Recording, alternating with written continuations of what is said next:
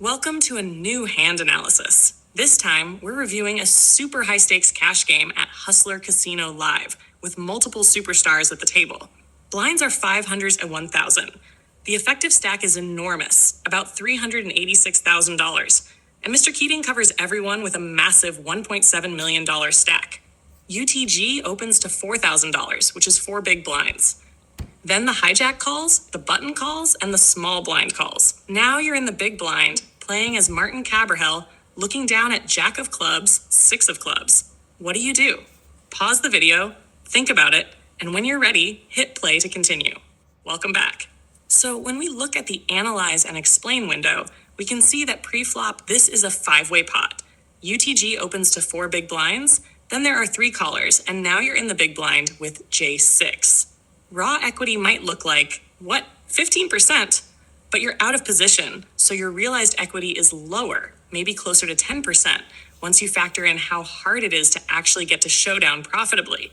And it's not just about equity, it's about playability. If you flop a jack, are you really comfortable stacking off with a weak kicker in a 5-way, deep stacked pot? And if you make a flush, are you always thrilled to play for stacks when higher flushes are absolutely in range? That's the real problem. Reverse implied odds.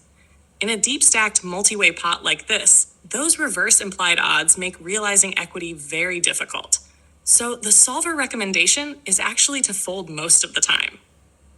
But that's not what Martin Kabrhel does. He calls. All right, let's go to the flop. Welcome back. Wow, what a flop. The small blind leads for $1,000, basically 1 big blind. Martin Kabrhel flops trips jacks, and he just calls. That's already a little strange, but it is multi-way. There can be flush draws out there, and maybe he's worried about someone having a better jack. Who knows? Either way, he calls. Then UTG calls as well.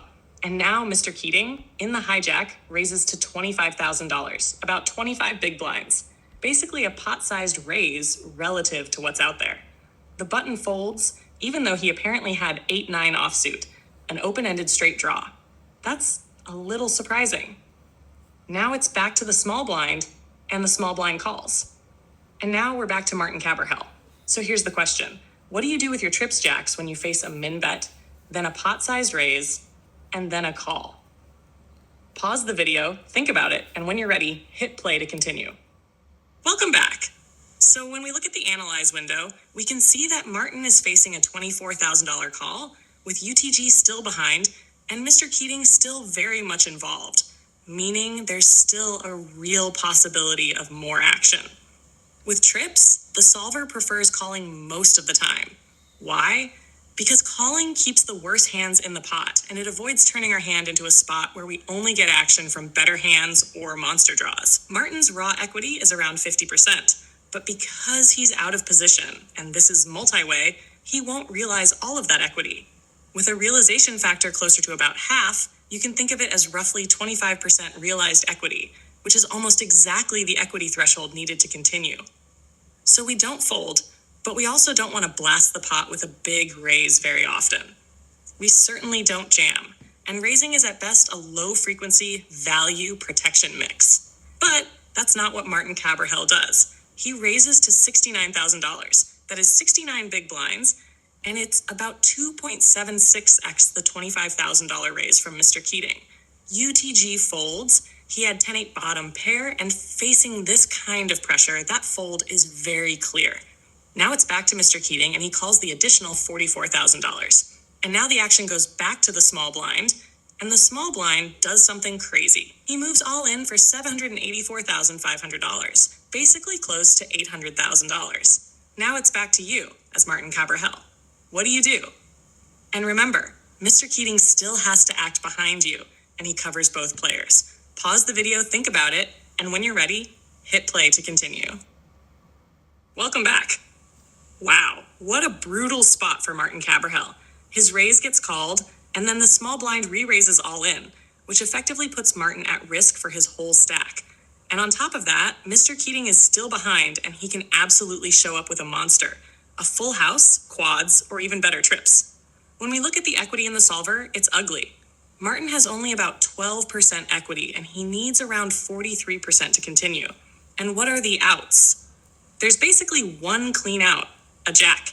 And even that might not be clean if another player already has a jack. Yes, you can talk about boat outs, like pairing the board with a 6, but even those can be dirty if someone already has quads or a bigger full house, like Jack 10. So the solver is very clear. This is a fold 100% of the time. You're not risking nearly $500,000 in a spot where you're clearly crushed. But that's not what happened. Martin calls, and obviously Keating calls as well. And now we see the hands. Mr. Keating shows pocket tens for a full house. The small blind shows Jack 9 of diamonds, better trips than Martin. So Martin was basically drawing dead or close to it. They ran it twice, but both times Keating's hand held up and he won a massive pot around $2 million. Thanks for watching, and I'll see you in the next Hustler Casino Live episode.